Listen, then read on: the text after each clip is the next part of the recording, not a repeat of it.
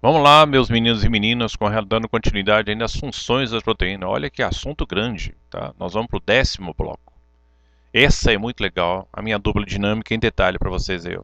Actina e miosina, né, funcionam como um sistema contráctil do músculo esquelético e a contração muscular é conseguida pelo movimento de deslizamento desses dois filamentos proteicos, constituindo essas proteínas, que promove o movimento de contração, relaxamento e distensão. Tá? Participam desse movimento os sais de cálcio, sais de magnésio e também o ATP, porque o movimento muscular consome energia, é um movimento ativo. Então essa seria a ideia que a gente tem em relação à parte das proteínas e as unidades depois. Eu vou mostrar isso aqui de uma forma rápida, exatamente para você ver como é que funcionam os elementos. Aqui você tem um gabarito. Ó. Esse elemento aqui seria a miosina, tá? O elemento na parte que você tem colocado aqui é a hélice de actina, tá?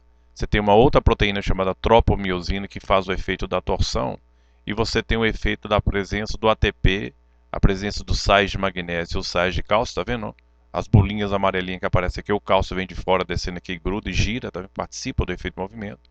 E também a presença do magnésio, que o magnésio ativa o movimento da miosina para ele puxar a fibra e fazer o sistema de extensão e arrastar a fibra no movimento de contração ou de distensão, tá?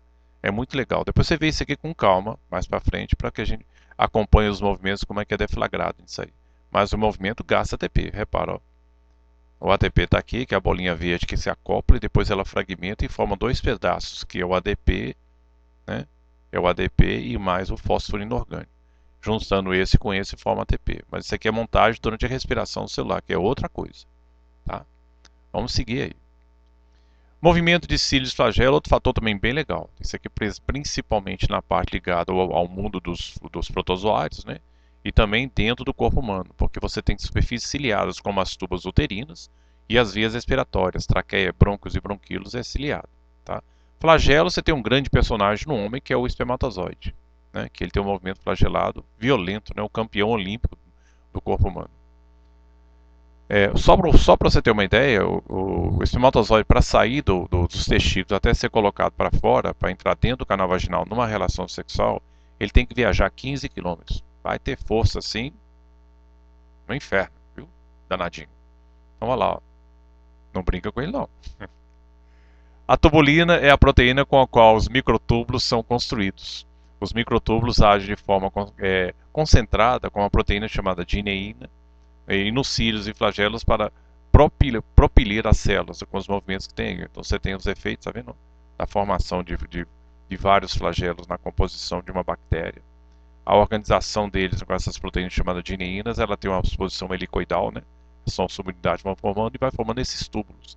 São túbulos de proteína, tá? É a chamada tubulina. E aí você tem um batimento da formação de cílios, né, na superfície de um protozoário na composição dela, que é uma imagem bem bacana aí, né, de se observar. Aqui você tem o movimento do material genético, constituído também por determinadas fibras proteicas, formando um ácido mitótico. Repare, isso aqui é o que a gente chama de ácido mitótico, tá? Ele vem da projeção de determinado crescimento de tubulina a partir do centríolo de uma célula em divisão celular, que pode ser mitose ou meiose. E ele não deixa que os cromossomos se percam durante a divisão. Tá? Então tá lá, ó. Movimento coordenado dos cromossomos na mitose e na meiose é produzido por montagens contrárias constituídas de proteínas, né, que são as chamadas tubulinas, que fazem parte desse movimento e não deixam os cromossomas se perderem durante a divisão celular. Se perder, já era. Vai envolver um quadro de síndrome aí. Tá? Repare que o universo proteico de matéria de diversidade, versatilidade dessa substância no corpo humano é impressionante. Tá? A proteção imunitária também já foi destacada para vocês. O modelo espacial de um anticorpo, né, na sua composição dele clássica.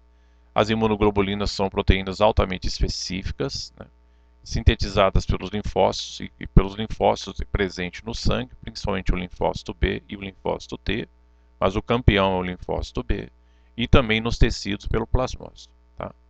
Elas podem reconhecer e precipitar ou neutralizar invasores como vírus, bactérias, células de outro organismo e proteínas estranhas, levando à ativação de células do sistema imunológico, porque ele ativa os glóbulos brancos, né?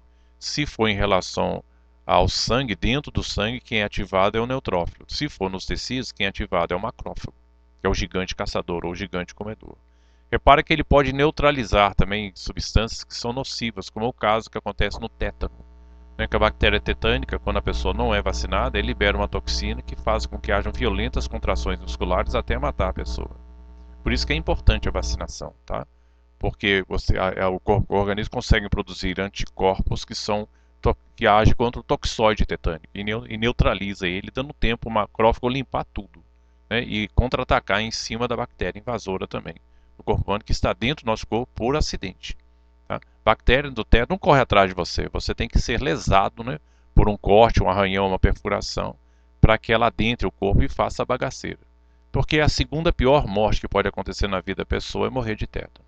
Porque a primeira é morrer de raiva, pela hidrofobia. Tá? Leva 10 dias para morrer. Aí vem particularidades também do sistema. Aminoácidos são neuroprotetores dentro dessa situação. Tá?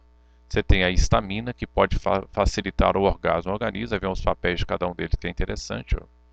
Ela age como reguladora da fisiologia intestinal, também age na resposta imunológica e inflamatória, e ela é neurotransmissora. Então, repara a versatilidade dessa proteína, que ela é capaz de fazer dentro do corpo humano. Né? Os papéis são múltiplos. A dopamina e a feniletiamina, né, tem esses papéis que são curiosos aí. Ó. Ele é envolvida a dopamina e essa substância feniletilamina em um ciclo do prazer. E, consequentemente, tá, ela desenvolve o chamado libido e o orgasmo no organismo. Então, repara que eles agem como neuroprotetores. Uma curiosidade, né, fisiológica do corpo humano em relação a isso aí. Tá? O libido é o desejo sexual e leva à culminância que é o orgasmo. Bem massa esse assunto aí. Nisso aqui não é para memorizar não, viu gente? É apenas com elemento de curiosidade. O papel então dos aminoácidos que agem como neuroprotetores na composição de determinadas proteínas vão atuar aí, ó.